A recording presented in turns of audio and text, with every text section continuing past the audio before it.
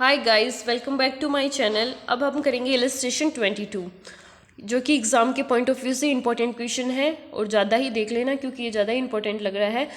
Manu limited, a domestic company in which public is substantially interested, submits the following particulars for the previous year ended on 31 March 2020।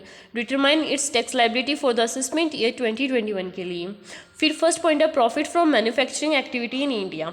तो ये क्या है, business की income दे रखी है, लिख ली हमने 95 लाख की। फिर बोल रहा है dividend from a foreign company on shares allotted to it, consideration of for transfer of technical now how, इसकी है 6 लाख की। तो ये हमारी आ जाएगा अदर सोर्स में 6 लाख की इनकम। फिर है royalty from Bhutan government for use of its patents 3 lakh, तो ये भी उसमें अदर सोर्स में आ जाएगी 3 लाख की। फिर रॉयल्टी दे रखी है Indian company in respect of transfer of technical वाली, तो 1 लाख वो आ गई। फिर शॉर्ट टर्म कैपिटल गेन दे रखा है AAA वाला 50,000, फिर उस पर लॉस भी दे रखा है, तो ये 50,000 में 4,000 लेस कर देंगे क्योंकि ये सेट ऑफ हो रहा है। शॉर्ट टर्म से भी होता है, लॉन्ग टर्म से होता है, लेकिन लॉन्ग टर्म सिर्फ लॉन्ग टर्म से होता है, तो इन दोनों को सेट ऑफ कर लिया। फिर ये लॉन्ग टर्म भी बोल रहा है कि लॉस हो रहा है, तो इसको भी सेट ऑफ कर लेंगे। फिर क्या बोल रहा है कि ब्रॉड फॉरवर्ड बिजनेस लॉस, तो इसको भी हम यहाँ सेट ऑफ कर सकते हैं। अनअब्जॉर्ब्ड एप्रिसिएशन है ब्रॉड फॉरवर्ड, तो इसको भी सेट ऑफ कर सकते हैं। ये तो दोनों बिजनेस से होंगे, तो ये तो दोनों बिजनेस से होगी। जो बिजनेस एक्टिविटी से 95 लाख लाए थे उसमें से ये दोनों खर्चे लेस कर देंगे, तो हमारी ये बिजनेस इनकम आ जाएगी।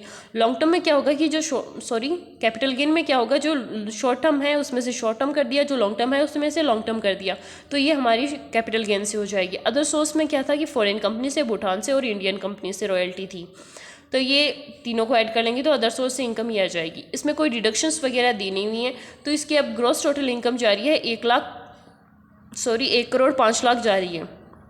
ये टोटल इनकम हो गई। अब हमें इस पर टैक्स निकालना है, तो हम क्या करेंगे, शॉर्ट टर्म तो 15% लगाएंगे क्योंकि AAA वाला है, लॉन्ग टर्म पर 20% लगा देंगे। लगा दिया जैसे इसने कर रखा है यहाँ पे, इस पे 20% लगा दिया लॉन्ग टर्म पे, शॉर्ट टर्म पे ये लगा। जो रिमेनिंग इनकम बची उस पर 30%, क्योंकि कोई इन्फॉर्मेशन नहीं दे रखी है कि इतनी होगी, तो 30% लगा दिया। अब ये हमारी ग्रॉस टैक्स पेबल आ गया। अब क्या है कि 1 करोड़ 5 लाख जा रहा है, तो मतलब सरचार्ज लगेगा, और ये एक डोमेस्टिक कंपनी है, तो कितना परसेंट लगेगा, 7% लगेगा। 1 करोड़ से 10 करोड़ के बीच में कितना परसेंट लगता है, 7% लगता है, तो ये ग्रॉस टैक्स पेबल का 7% हिस्सा होता है।